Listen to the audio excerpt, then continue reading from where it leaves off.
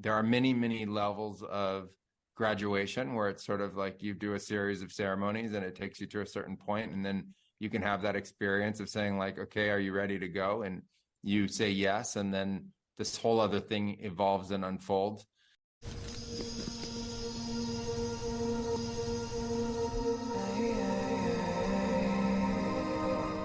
And I had a really incredible experience where I really couldn't see life the same way after.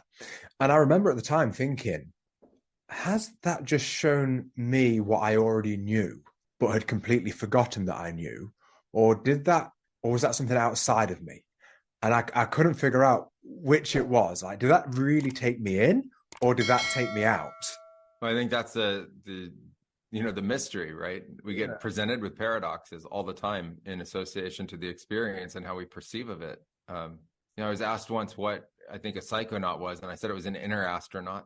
Mm-hmm. And so it's literally going in to go out. Yeah. And and so did you go in? Yes. Did you go out? Yes. And now we have to answer what the in and what the out is, and where in actually goes, because we used to go explore inside the body, and the body would cease to be body anymore, and it would just be light. And then light would go everywhere, and then the body would be like an epicentral point that you could return to, but you could go from the body literally anywhere. And then you had to ask the question, well, am I really out there, or am I really just thinking I'm out there, or am I really just in a vision that I'm out there? And then what would be the difference of that? And so unpacking that, I think, is very difficult, and it's part of the mystery. And it's why I say it's a mystery, because the more you have these experiences, the more mysteries you actually ultimately uncover around this nature of perception. Like, perception isn't as just clean as this is real and that's not real. It's we don't even know where real comes from, let alone where the not real could come from. And so I think you went inward. I think you went outward.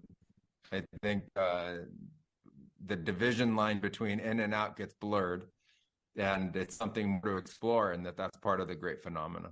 Having this being the fifth time, this one was actually quite different to the ones prior. So my first one was really beautiful, a lot of narration, which felt like outside of myself, almost like a voice that wasn't mine speaking to me, explaining a lot of things. This makes a whole lot more sense as to why we're here and what we're doing. And one of the things that it told me was that we ultimately, when we arrive in the body here, it's that it's just a moment. We just drop in for a moment, and that in the body, the perception of time seems a lot longer. So even a 90-year life here, it feels like 90 years, but it says incarnating into a body. If you wait 500 years for the next one, it doesn't feel like that in between, because time doesn't work the same way. And that we ultimately forget.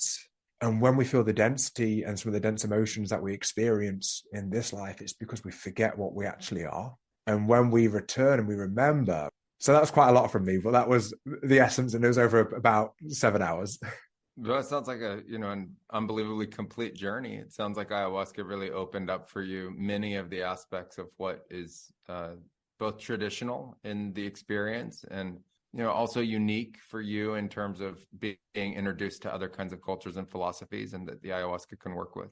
And so, I mean, all the things that you said are different kinds of techniques or experiences that we learn and use to be able to support other people as well through their journeys. And it's again, part of that mystery and phenomena of ayahuasca, that it can in one night take you through so many kinds of experiences. And there are many, many levels of graduation where it's sort of like you do a series of ceremonies and it takes you to a certain point, and then you can have that experience of saying like, okay, are you ready to go? And you say yes, and then this whole other thing evolves and unfolds.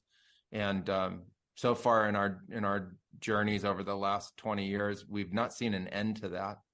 So even the greatest practitioners who have thousands and thousands of ceremonies of experience all say that it can unveil more in that same way, and that you can come to a place that you didn't even know was waiting for you, and all of a sudden, again, the space opens up into a whole new field of knowledge, wisdom, and understanding about yourself and your place in the universe, and the universe as well. The different kinds of healing techniques are obviously supportive, and just sounds like an incredible journey. So, congratulations on having an amazing go. Yeah, thank you.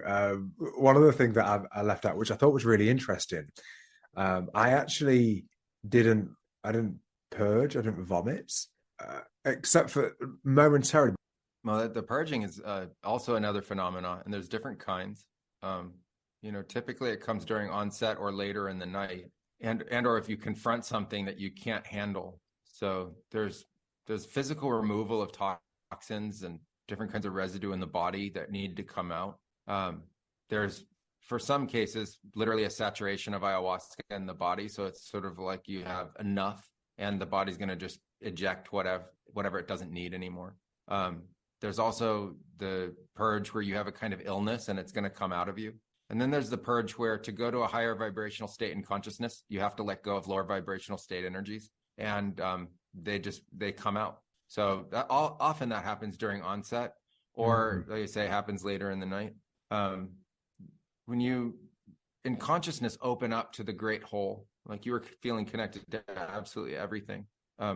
That state of being is available right now. We're in it right now. We just don't have the awareness of it, right? We're not open. We ourselves are not open to it in the same way as we are when we're in that state of consciousness that we find in ceremony. And when we come back to the body, it's like a reverse process of going into the lower vibrational states. And so as you're going into that, can be a resistance that the body doesn't want, like you as body don't want to go back into that in the same way. And that it's hard to accept. It's hard to accept in some ways, because that feels like home.